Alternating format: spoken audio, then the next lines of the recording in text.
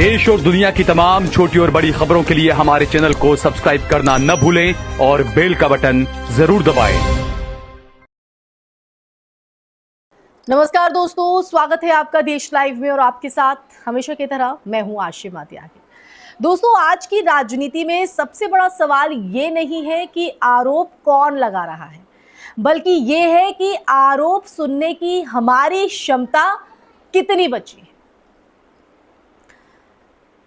क्योंकि जब सत्ता के भीतर से कोई आवाज उठती है ना, तो वो सिर्फ एक बयान नहीं होती है, सिर्फ एक वाक्य नहीं होता है, वो एक संकेत होती है कि कहीं ना कहीं कुछ ऐसा है जिसे दबाया जा रहा है।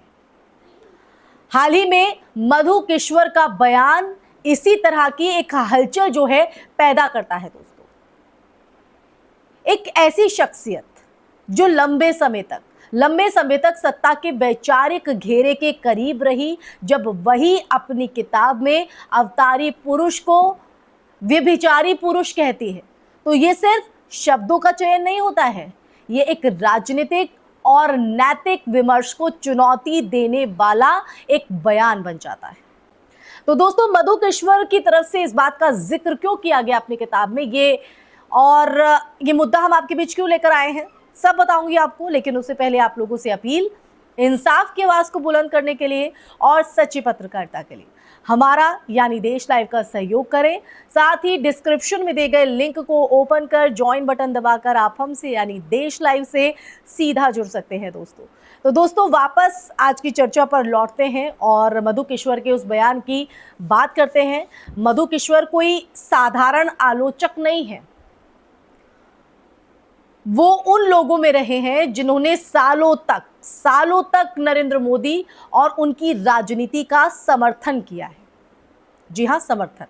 और ऐसे में उनका ये बयान और भी गंभीर हो जाता है, क्योंकि ये विपक्ष की तरफ से किया गया कोई हमला नहीं है, ये एक सत्ता के भीतर से आई हुई वो आवाज है जो बताती है कि अंदरूनी चर्चाओं में क्या क्या बातें होती रही हैं। जब कोई इनसाइडर इस तरह का आरोप लगाता है दोस्तों, तो उसे सिर्फ व्यक्तिगत राय कहकर खारिज करना आसान नहीं होता है।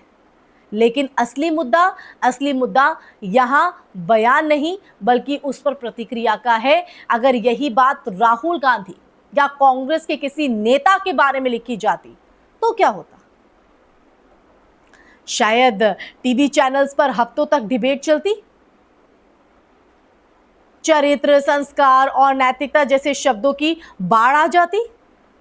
लेकिन जब मामला प्रधानमंत्री से जुड़ा हो तो वही मीडिया खामोशी ओढ़ लेता है। और यही वो दोहरा मापदंड है जो लोकतंत्र के लिए सबसे बड़ा खतरा बनता जा रहा है। दोस्तों जी हां, सबसे बड़ा खतरा। मीडिया की भूमिका लोकतंत्र में सिर्फ खबर दिखाने की नहीं होती है, बल्कि सवाल पूछने की भी होती है। लेकिन आज के दौर में देखिए, आज के दौर में मीडिया का एक बड़ा हिस्सा सत्ता से सवाल पूछने के बजाय उसकी छवि बचाने में लगा हुआ दिखता है। ये जो स्थिति है, ये स्थिति सिर्फ एक व्यक्ति या एक बयान तक सीमित नहीं है, बल्कि ये एक व्यापक प्रवृत्ति का हिस्सा है, जहां सत्ता के खिलाफ उठने वाली हर आवाज को या तो दबा दिया जाता है या नजरअंदाज कर दिया जाता है। अब देखिए, यहां पर यह भी समझना जरूरी है कि आरोप सच है या झूठ। ये जांच का विषय हो सकता है, लेकिन उससे पहले यह जरूरी है कि उन आरोपों पर चर्चा हो, सवाल उठे और जवाब मांगे जाएं। अगर हम सिर्फ इसलिए किसी मुद्दे पर बात ही नहीं करेंगे क्योंकि वो सत्ता के खिलाफ है, तो फिर लोकतंत्र का मूल उद्देश्य ही खत्म हो जाता है और लोकतंत्र का मायने क्या रह जाता है। दोस्तों, मधु किश्वर के बयान को इसी संदर्भ में देखना चाहिए। समझ रहे हैं उसके मायने आप?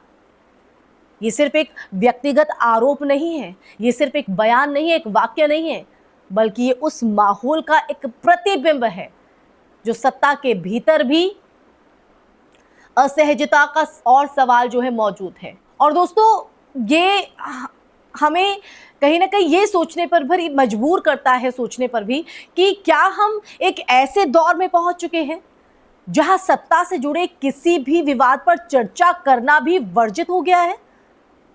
ये सवाल इसलिए दोस्तों क्योंकि दरअसल सबसे महत्वपूर्ण बात यह है कि लोकतंत्र सिर्फ चुनाव जीतने से नहीं चलता है, बल्कि पारदर्शिता और जवाबदेही से भी चलता है।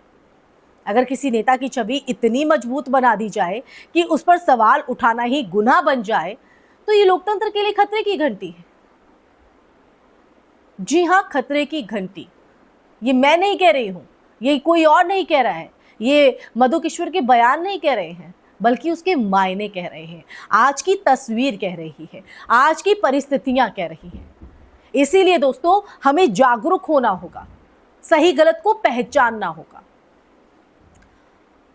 तो आज की इस चर्चा के अंत में ये मुद्दा किसी एक व्यक्ति या पार्टी का नहीं है। सबसे पहले तो हमें ये समझना होगा, क्योंकि हम किसी भी बयान को सिर्फ एक व्यक्ति या किसी पार्टी या किसी दल से हम जोड़कर देख लेते हैं कि वो विपक्ष में बैठा है तो वो सरकार पर हमला करेगा ही, वो सरकार में है तो वो विपक्ष पर नहीं। हमें सच को जानना है, क्या सच है, क्या झूठ है, क्या गलत है और क्या सही है। ये उस सिस्टम का है जिसमें हम सभी जी रहे हैं, सभी। अगर हम सच में एक मजबूत लोकतंत्र चाहते हैं ना दोस्तों, तो हमें ये तय करना होगा कि क्या हम सिर्फ वही सुनना चाहते हैं जो हमें अच्छा लगे, या फिर वो भी सुनने के लिए तैयार हैं जो असहज कर दे, अनकंफर्टेबल कर दे। क्योंकि सच तो कड़वा होता है, क्योंकि सच अक्सर असहज ही होता है, लेकिन वही लोकतंत्र की असली नींव भी होता है।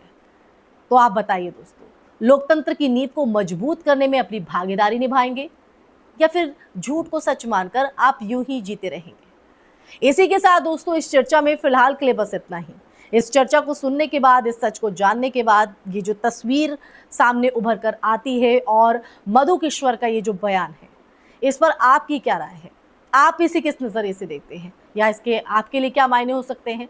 कमेंट सेक्शन में कमेंट करके अपनी राय ज़रूर साझा कीजिएगा। इस वीडियो को ज़्यादा से ज़्यादा शेयर भी कीजिएगा दोस्तों, क्योंकि सच जितना लोगों तक पहुँचे, जागरूकता उतनी ही बढ़ती है। और यही देश लाइव का मकसद है, गोल है। और हमारे चैनल देश लाइव को सब्सक्राइब भी कीजिएगा, ताकि देश लाइव ये सच की चेन को आगे ही बढ़ाता रहे और सच का दायरा बढ़ता ही जाए। फिर हाजिर होंगी ऐसा ही टॉपिक लेकर, तब तक के लिए अपना ख्याल रखिए। जय हिंद, जय भारत, नमस्कार।